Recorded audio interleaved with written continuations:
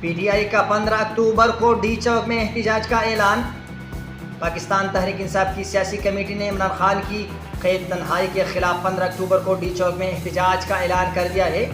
تفصیلات کے مطابق تحریک انصاف کی سیاسی کمیٹی کا ہنگامی اجلاس منعقد ہوا، جس میں مرکز سے نچلی ترین سطح تک تمام تنظیمی ذمہ داریان اور ونگز کو ڈی چوک احتجاج کی تیاری کو حتمی شکل دینے کی ہدایت جاری کی گئی۔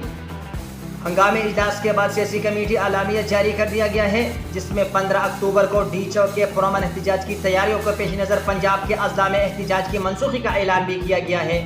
پی ٹی آئی سیاسی کمیٹی کے اعلامیہ میں کہا گیا ہے کہ مینڈیٹ چھوڑ اور آئین و قانون سے بیزار ناجائز حکمران ظلم و سفاکیت ترک کرنے پر کسی طور پر آمادہ نظر نہیں آ رہا ہے۔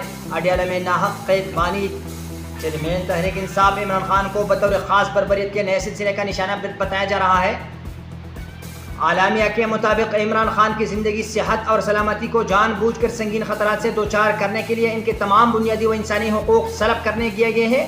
ظلم، جبر اور لاقانونیت کے سامنے نہ جھکنے اور دستور کا حالیہ بگاڑنے کی ریاستی کوششیں قبول نہ کرنے کی پاداش میں سپاہ کی سرکار عمران خان کی سلامتی کو خطرے میں ڈالنے کی سازشوں میں مصروف ہے۔ سیاسی کمیٹی نے مزید کہا کہ عمران خان قوم کے مقبول اور معتبر ترین قائد اور کروڑوں پاکستانیوں کی سیاسی و قومی امنگوں کے ترجمان ہیں۔ غاصب حکمران اڈیالہ میں ناحق قید عمران خان کے بنیادی حقوق فوراً بحال کرے۔ سیاسی کمیٹی نے دھمکی دی کہ اگر وکلاء، ڈاکٹر، اہل خانہ اور قائدین تک مکمل رسائی بالفور بحال نہ کی تو پھر بھرپور احتجاج کے لیے 15 اکتوبر کو پورا پاکستان نکلے گا۔